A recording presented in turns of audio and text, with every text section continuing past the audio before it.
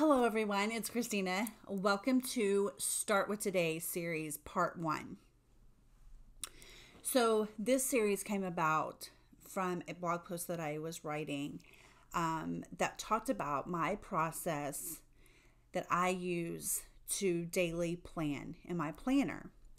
And so when I was writing it, I started using all these concepts and I thought, wait a second, you know what? There's a lot to be said for these things. So the first thing I did was made a list of them, and I made the Christina Davis version definition. And then just to kind of, just real brief definitions for each term. And then I was like, you know what? These things are really important. And they're things that I personally strive to do well in. And they're things that I'm always considering as I'm living my life, as I'm making decisions. And so I was like, you guys would benefit from this. I need to share it with you. So that's what I'm going to do. So today we're going to talk about 5 of the terms, okay? Balance, benefits, boundaries, consistent, and purpose, okay? So we're going to just get started. Balance. It's basically like not giving 100% of your attention to one area of your life all the time. To kind of divvy it up. Give every area of your life a little bit of you. Like you're giving 100% of yourself, but within that 24-hour period, you need to be spreading your time out over multiple value areas as much as you can. Now, some days you're going to be like, look, I have to work on this all day today, So, and I totally get that, but having balance just means that you're not neglecting certain areas of your life and giving more attention to others. The next one is benefits. I'm sure you've heard that there are benefits to planning, and especially from us veteran planners, the senior, board of planning that I'm on. There are tons of benefits to planning. Let me share this small list with you. Benefits of planning, okay? Minimizes uncertainties because you're being intentional with your time. Improves mood. You're trying to stay as close to happy as you can stay. Now, there are going to be days where you're fluctuating over here, but you're going to try to stay as close to happy as you possibly can. And not having, when your head's spinning around on your shoulders, you're not going to be over here where you're supposed to be, okay? Brings order and clarity. This is what I'm doing today, okay? Right here. And focus on what's important to you. Each one of us has a different kind of list. We may share some similarities, but we all have things that are important to us. We're all unique. So it makes you take that moment, figure out what's important to you, and making time for that. Gives direction. Again, this is what I'm doing. This is what I'm focusing on. This is where I'm going today, right here. Anticipates problems. Again, taking that moment allows you to see any problems that are going to arise, having these certain things that you need to have done today. Establishes accountability, right? You want to mark things off your list, don't you? You didn't write it down just for your own sake. You wrote it down so that it gets accomplished. So if you want to mark things off and get, not even just putting the X, yes, that's tremendously satisfying, but it's not about that. It's about doing the task, whether you exit off or not. Do you see what I'm saying? So it's important that you take that moment and write that important thing down and do it because you wrote it down because it's important to you. So get it done. organizes your thoughts. Taking the few moments to organize all of the chaos that is happening in our minds, provides guidelines for decisions. I thought that that was a really important benefit for me, because you're creating your life. You're creating the life that you want. And while you may not be at the job that you want to be at right at this moment, hopefully you're working towards getting that next position, whether it's moving up or moving companies or whatever it is. You're working towards that. Sometimes, like I tell my children, we all have to do things that we don't want to do. I don't enjoy cleaning the toilets, but I do want a clean toilet, so I do it. It makes you gather those thoughts in a way that allows you to make decisions for you and your family. It makes me look at my list and ask myself, is this the way I want my day to be? You know, is there anything on here that's not important to me? The benefits of planning are so crazy. Like, it's something that I'm so incredibly passionate about.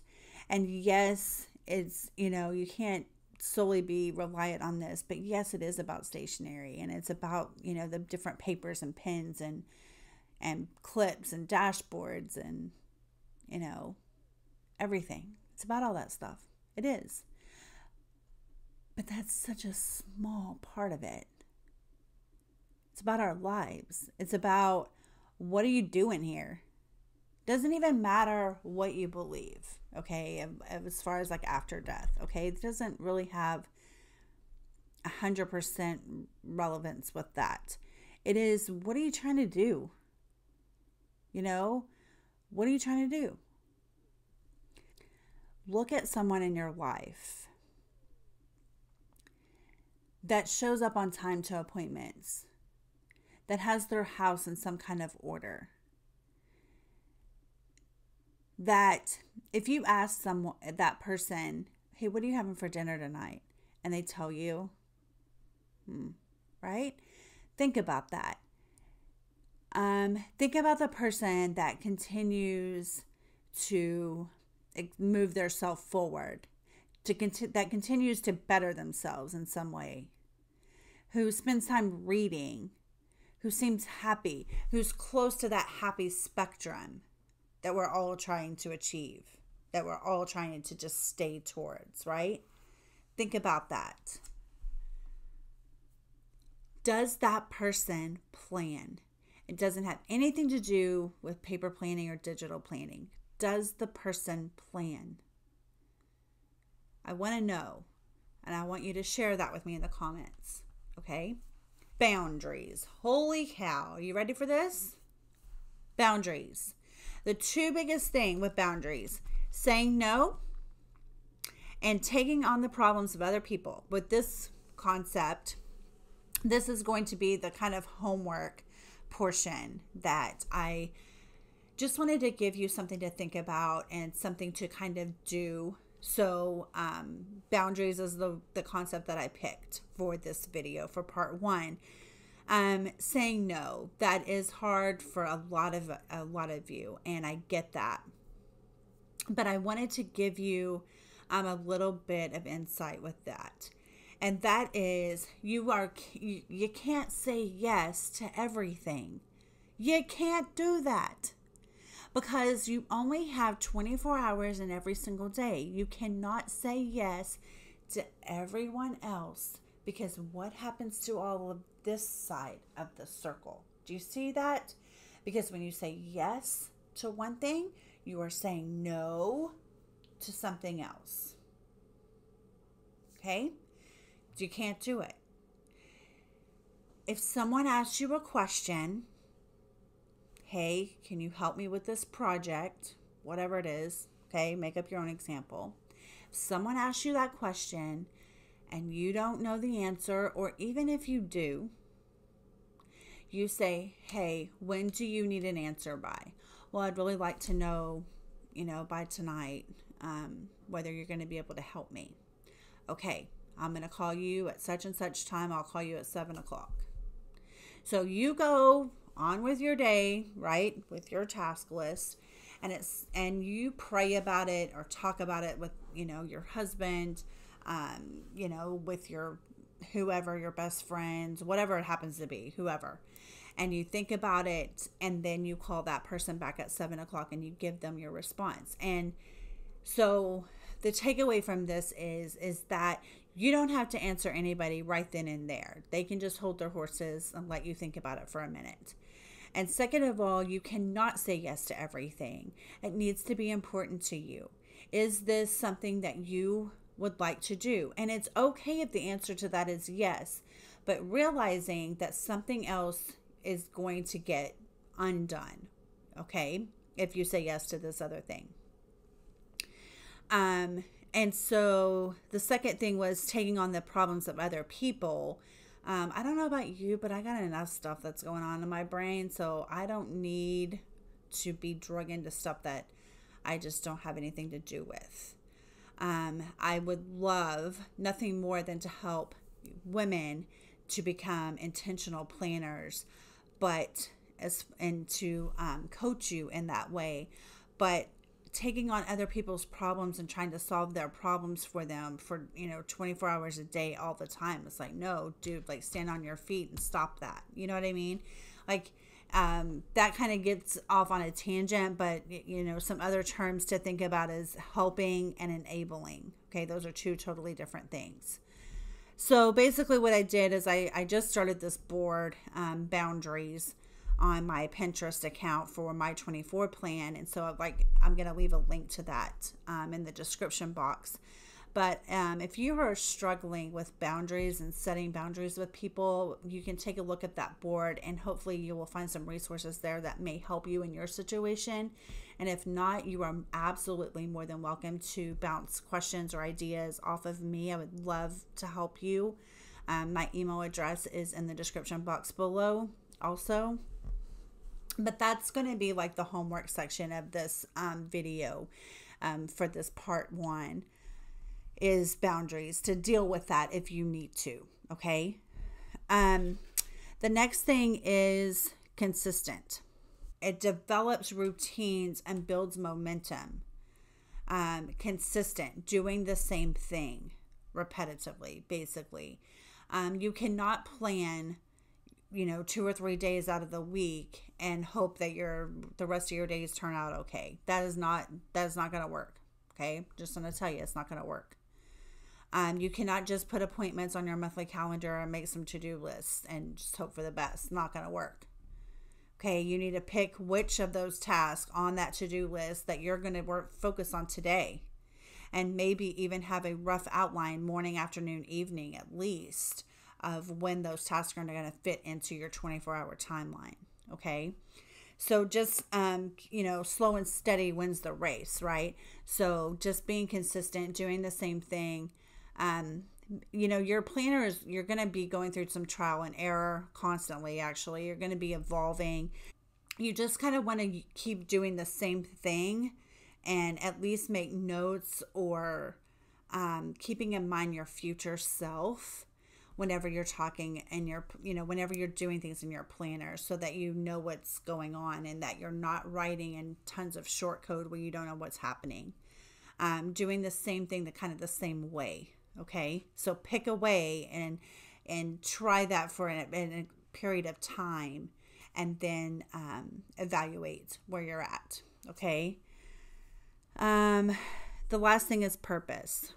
Why are you doing what you're doing? That's as simple as it gets, people. Why are you doing what you're doing? If it's not important to you, what are you doing? And you're thinking, well, Christina, why am I writing clean the toilet on my list today? Well, that's important to me. I don't like cleaning the toilet, but I like having a clean toilet. You see what I'm saying? So, that's important to me because I want my toilet clean. So therefore I have to clean it. Do you see what I'm saying? It's why are you doing what you're doing? And you should be able to answer me that. If I touch, get in touch with you during any portion of the day, and you tell me I'm doing whatever it is, and I say, why are you doing that? You should be able to answer that. Okay? You prove your case. I say that all the time. Prove your case. Show me. Like a lawyer in a courtroom. Prove your case. Why are you doing what you're doing? Prove to me that it's important and valuable to you. And I also think that the purpose part of it, when you're setting goals and working on the breakdown of those with each task and mini goals within that, I think it's kind of cool to write down the purpose. Like, why are you doing this? Because there are going to be tasks on that list that you don't want to be doing. And so if you write down your why, like, hey, I want this end result, so I kind of got to go through the mud here a little bit, right, to get to it. So that kind of serves as a little bit of motivation for yourself. Hoping that with this series that I'm helping you be intentional with your life and enjoy the paper planning portion, as I am all about paper planning. Until next time.